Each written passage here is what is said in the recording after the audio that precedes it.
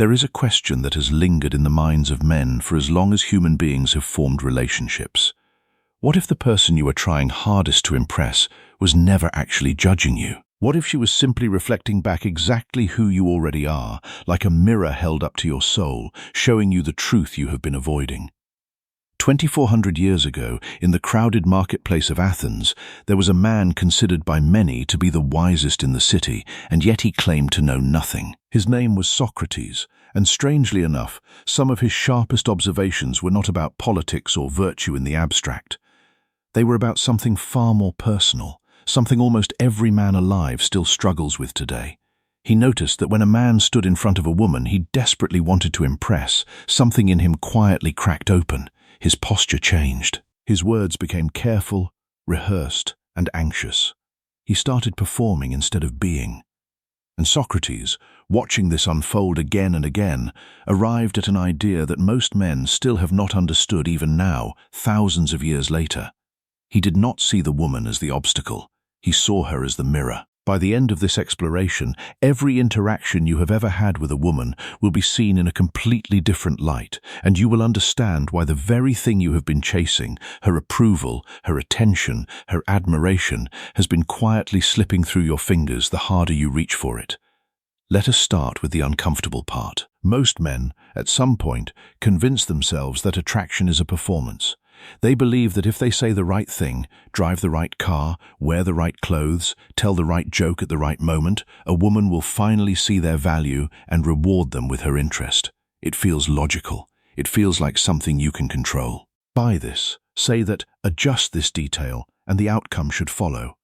But if you have ever actually tried this, really tried it, put in the effort, said the right things, spent the money, played the part, and still watched her interest quietly fade, you already know the truth hiding underneath all of it.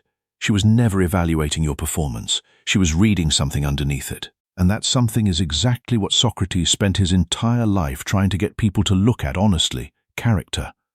Here is the idea stripped down to its core. A woman, according to this ancient way of thinking, does not function as a prize to be won or an opponent to be defeated.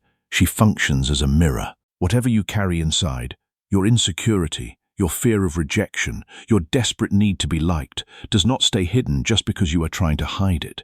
It leaks out through 100 tiny signals you do not even know you are sending. The pitch of your voice when you are nervous, the way your eyes dart away when she challenges you, the slight tremor in your explanation when you are justifying yourself for the third time in one conversation.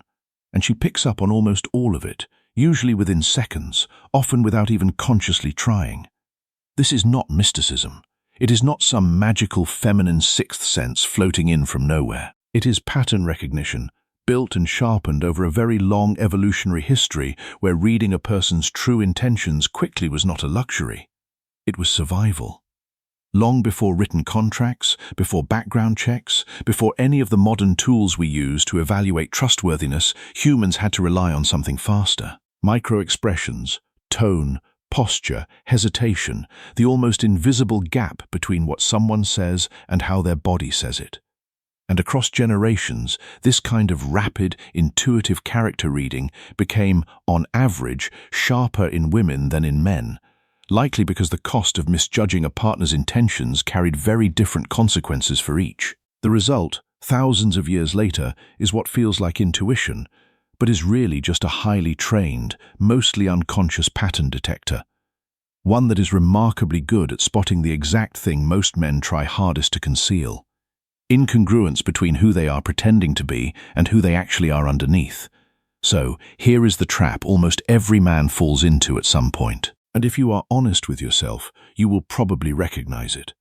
The moment you sense someone reading you this closely, the instinct is to manage the performance even harder. Say the smoother line. Over-explain the joke that did not land. Justify the opinion she raised an eyebrow at. Laugh a little too quickly at something that was not actually funny, just to smooth over the tension. Every one of these moves feels, in the moment, like damage control. But from the outside, from the perspective of someone whose entire nervous system is wired to detect exactly this kind of overcorrection, it reads as something else entirely. Need. And need, more than almost anything, is what quietly drains attraction out of a room. The philosopher Seneca, one of the great Stoic thinkers, wrote that we suffer more often in imagination than in reality. And when a man imagines that he is being judged, when he imagines that he must perform perfectly to earn her approval, he creates a suffering that is entirely self-inflicted. He is not being judged by her. He is being judged by his own fear, projected onto her. And that fear, that desperate need to manage her perception, is what she actually sees. The philosopher Epictetus, another foundational Stoic, taught that it is not what happens to us, but how we react to it that matters. When a man reacts to a woman's presence by scrambling to perform, he is revealing something about himself that he would rather keep hidden. This is where we have to talk about something most men have never had explained to them clearly. The difference between social validation and romantic validation, and why confusing the two quietly wrecks a man's confidence from the inside. Many people, throughout their lives, learn to seek a certain kind of external validation. Admiration, attention, being noticed and appreciated. That is not unique to men, but there is a specific trap that seems to catch men more often. And it is this: turning a woman's approval into the actual measurement of your own worth. The moment her opinion of you becomes the scoreboard you are checking to see if you are doing okay as a man, you have handed her, often without either of you realizing it, the power to determine your self-image. And nothing dismantles attraction faster than watching someone hand you the keys to their entire sense of self. It does not feel romantic to receive that kind of power. It feels heavy. It feels like a responsibility nobody asked for. And on some level, most people, without being able to articulate exactly why, pull away from that weight instinctively. The Roman Emperor Marcus Aurelius, who was deeply influenced by Stoic philosophy, wrote that the soul becomes dyed with the color of its thoughts. When a man's thoughts are colored by the belief that his worth depends on her approval, his soul reflects that. His energy becomes desperate, anxious, and ultimately unattractive. But when his thoughts are colored by the knowledge that he is whole with or without her, his soul reflects that too, and that reflection is magnetic. Now, let us talk about something that will sound almost paradoxical at first, but once you understand the mechanism, it will make complete sense. Vulnerability and weakness are not the same thing, and confusing them is one of the most common mistakes men make when trying to build attraction. A man who never shows any emotion, who treats every interaction like a chess match, who guards himself so completely that nothing real ever comes through, that man is not strong. He is just unreadable, and unreadable is not the same as impressive. What actually reads as strength is something more precise. The ability to be open, honest, even emotionally exposed, without that openness coming from fear. There is a version of vulnerability that says, I am telling you this because I trust myself enough to handle whatever you do with it. And there is a version that says, please do not leave. Please do not judge me. Please tell me I am okay. Both can look identical on the surface, the same words, even the same tone. But underneath, they are read completely differently, almost instantly, by the exact pattern recognition system we have been talking about this whole time. The philosopher Zeno of Citium, the founder of Stoicism, taught that the goal of life is to live in agreement with nature. And it is human nature to seek connection. But it is also human nature to protect oneself from people who feel unsafe. A man who is desperate for approval feels unsafe. He feels unpredictable. He feels like he might turn on you if he does not get what he wants. A man who is grounded, on the other hand, feels safe.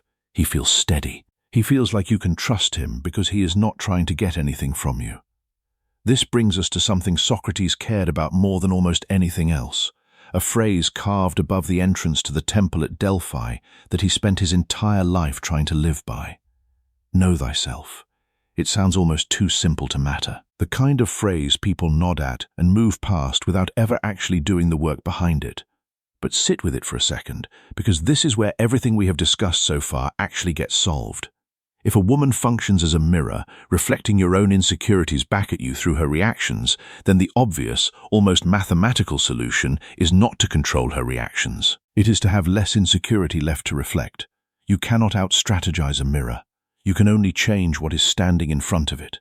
This is where most self-improvement advice quietly fails men because it focuses entirely on the surface. Buy better clothes, learn better lines, build a better body. And look, there is nothing wrong with any of that. Discipline in any form tends to build more discipline elsewhere, but if the internal foundation underneath all of it is still fear, fear of rejection, fear of not being enough, fear of being truly seen and found lacking, then every external improvement just becomes a slightly more polished version of the same anxious performance. The clothes get better. The insecurity underneath stays exactly the same size, just better dressed. The philosopher Cleanthes, who succeeded Zeno as the head of the Stoic school, wrote that the fates guide the willing, but drag the unwilling. A man who is willing to know himself, willing to look at his own fears honestly, is guided toward genuine confidence. A man who is unwilling, who clings to surface-level improvements while avoiding the deeper work, is dragged into frustration and repeated failure. So, what does actually knowing yourself look like in practice? It starts with an uncomfortable kind of honesty most men avoid their entire lives. Sitting down and actually identifying, specifically, what you are afraid of. Not in vague terms like I am afraid of rejection. Everyone says that, and it is true, but useless because it is too broad to act on. I mean specific. Are you afraid that if she says no, it confirms something you already secretly believe about yourself, that you are not attractive enough, not successful enough, not interesting enough? Are you afraid that if you express a genuine opinion and she disagrees, the disagreement itself means something is wrong with you? Most men have never actually traced their anxiety back to its root. They just feel the discomfort and instinctively perform their way around it. But performance without understanding is just a more exhausting version of the same problem, repeated indefinitely. The philosopher Hierocles, a lesser-known Stoic, wrote that we should approach others as we would approach ourselves, with patience and understanding. When a man approaches himself with patience and understanding, when he takes the time to understand his own fears and insecurities, he becomes capable of approaching others with the same grace. Here is a pattern worth understanding clearly because it explains so much of what feels confusing about attraction. Many of the moments that feel, in hindsight, like she was testing you, a sudden change of subject, a slightly provocative comment, an unexpected challenge to something you said, often are not calculated manipulation at all. They are simply moments of pressure, intentional or not, that reveal whether your calm is real or performed. If you get defensive, if you over-explain, if your tone shifts, and suddenly you are working twice as hard to convince her of something you were previously relaxed about, that shift itself is the information. It tells her, often before you have even noticed it yourself, whether your sense of self can hold steady under a little friction, or whether it needs her constant agreement to stay upright. Staying calm here is not about performing indifference. It is not about pretending nothing bothers you while secretly panicking underneath. It is about actually not needing her agreement in that specific moment to feel secure in what you said. The philosopher Musonius Rufus, a Stoic teacher who profoundly influenced Epictetus, wrote that we should not use our words to command, but to persuade and to teach. And the greatest persuasion, in this context, is not about convincing her of your worth. It is about demonstrating, through your calm presence, that you are already convinced of it yourself. This naturally leads to a skill that almost nobody teaches explicitly, but that changes everything once you build it. The ability to say no, not aggressively, not as a power move, but simply and calmly, as a natural expression of having actual boundaries. So many men fall into what is often called the trap of being endlessly agreeable, never pushing back, never disagreeing, never risking friction, hoping that enough accumulated niceness will eventually be exchanged for affection. It rarely works that way, and understanding why matters more than just accepting that it does not. A person who never disagrees with you, never has an opinion that conflicts with yours, never says, actually, I do not want to do that, does not read as safe. They read as absent. There is no actual person to bump into, no edges, no shape, just an accommodating surface with nothing underneath it pushing back. And attraction, whatever else it is, seems to require some sense of an actual, distinct person on the other side of the interaction. Someone with their own preferences and limits, not simply a reflection of whatever the other person wants to hear. The philosopher Epictetus wrote that no man is free who is not master of himself. And a man who cannot say no is not master of himself. He is a slave to the approval of others, and that slavery is visible in every interaction. let us talk about something that often gets misunderstood and turned into resentment, because clarity here matters more than most people realize. There is an old observation, controversial to some, that many women are drawn to a strange combination of two things that seem to contradict each other: a sense of safety and stability, and a sense of unpredictability or challenge. Total predictability, total agreeableness, total safety, with nothing else layered on top of it, tends to read as comfortable, but not particularly compelling, like a room with no temperature variation at all.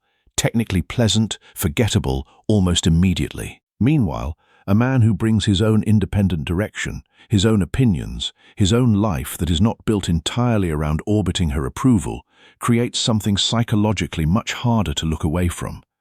This is not a call to be difficult or withholding for its own sake, and it is not permission to treat unpredictability as some kind of strategy to manufacture on purpose. Manufactured mystery reads as exactly what it is: a performance.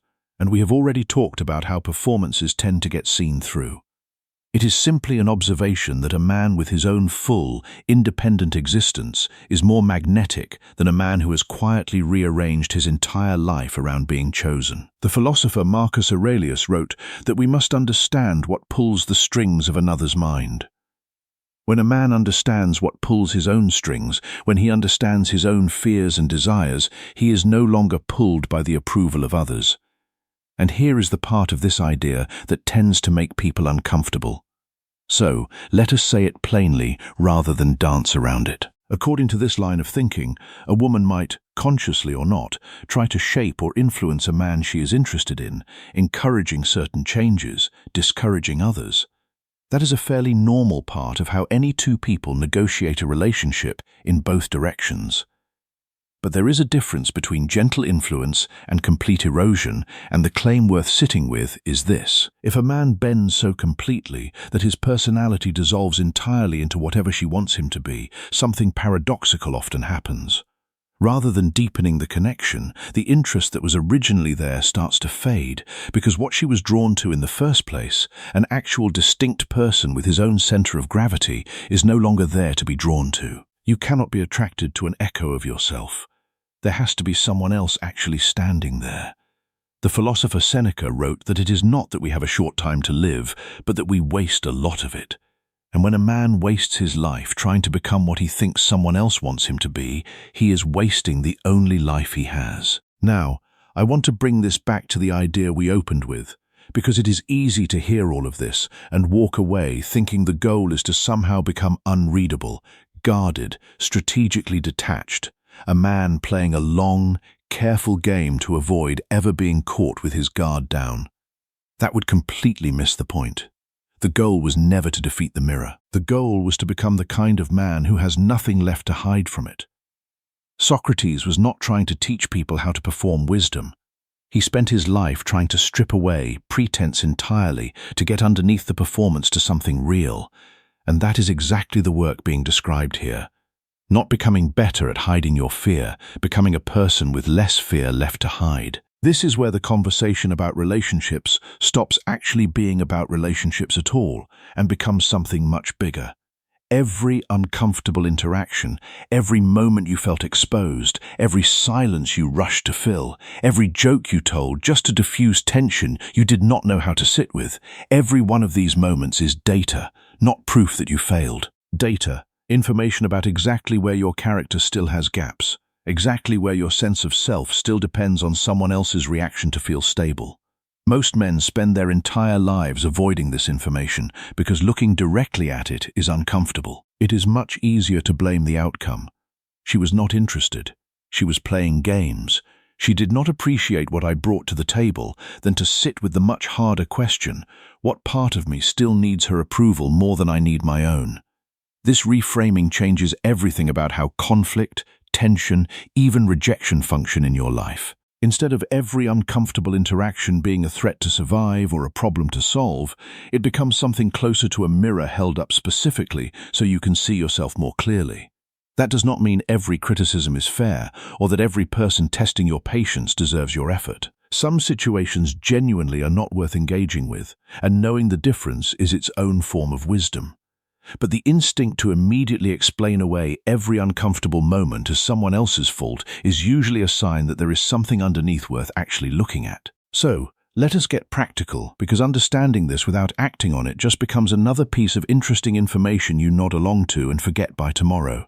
The actual work of knowing yourself starts with observation before it ever becomes about change. For the next while, simply notice without judging yourself for it the specific moments where you feel that internal scramble, that urge to over-explain, to perform, to manage someone else's opinion of you in real time. Do not try to fix it immediately. Just notice it. Notice what triggers it. A certain tone of voice from someone else, a particular kind of question, a silence that lasts a beat too long. These small moments are where your actual insecurities live, far more accurately than anything you would write down if someone simply asked you to describe your fears in the abstract. From there, the deeper work is building a sense of self-worth that is not rented from anyone else's reaction. This sounds abstract until you make it concrete. So, here is what it actually looks like. It looks like developing genuine competence in something, a skill, a discipline, a body of knowledge, not to have something to brag about, but because actually being capable at something real gives you an internal reference point that does not evaporate the moment someone disapproves of you. It looks like physical discipline, not for how it looks to anyone else, but because the daily practice of doing something difficult on purpose builds a kind of quiet confidence that talking yourself into confidence never quite manages to replicate. It looks like having your own goals, your own friendships, your own direction in life that exists independently of whether any particular person is impressed by it. Not as a strategy to seem more attractive. The moment it becomes strategy, it curdles back into performance, but because a full, independently meaningful life is simply the actual foundation underneath everything we have been discussing this entire time. And it looks like practicing in small, low-stakes moments at first. The simple discipline of not explaining yourself when you do not owe anyone an explanation. Someone disagrees with you. You do not have to immediately justify your position for the next 5 minutes. Someone does not laugh at your joke. You do not have to fill the silence with another one, hoping the second attempt lands better. Someone challenges you. You do not have to win the exchange. You just have to stay standing in it without your internal temperature spiking. Every time you practice this in small moments that do not feel like much in isolation, you are quietly rewiring the same nervous system that used to scramble for approval by default. Over time, calm stops being something you perform and starts being something you actually have. The philosopher Epictetus wrote that no great thing is created suddenly, and the kind of calm, grounded presence that makes a woman feel safe and drawn to you is no exception. It is built through the accumulation of small moments, each one building on the last. Each time you choose to sit with discomfort rather than perform your way around it, you build that presence. Each time you choose to hold your ground rather than seek approval, you build that presence. Each time you choose to be honest with yourself about what you are afraid of, you build that presence. And as you build it, it becomes part of who you are. It becomes part of your presence. And that presence is what will draw others to you. It is not about tricks or techniques. It is about becoming the kind of man who has nothing left to hide. The philosopher Marcus Aurelius wrote that you have power over your mind, not outside events. Realize this, and you will find strength. When you realize that a woman's reaction is an outside event, something you cannot control, you find the strength to stop trying to control it. You find the strength to simply be present. And that presence is what makes you unforgettable. I want to leave you with the same idea Socrates apparently returned to again and again throughout his life, even as it got him into considerable trouble with the people in power around him. The unexamined life is not worth living. He was not being dramatic for effect. He meant it literally. A life spent reacting to other people's approval, chasing their validation, adjusting your entire personality based on their momentary reactions, is a life spent being lived by someone else's opinions rather than your own values. And the mirror we have been talking about this entire video, every interaction, every relationship, every uncomfortable silence that made you want to fill it with something, was never actually your enemy. It was simply doing what mirrors do, showing you exactly what was already there. So, here is the only question worth sitting with once this video ends. When you finally stop trying to control what the mirror shows you and instead turn your attention to the person standing in front of it, are you going to like what you find? And if you are honest enough to admit that right now, you might not. Are you finally willing to do the quiet, unglamorous work of becoming someone you would? That decision, exactly like Socrates insisted over 2,000 years ago, was never actually about anyone else. It was always about you. If this video helped you in one way or another, please consider supporting the channel using the Super Thanks feature.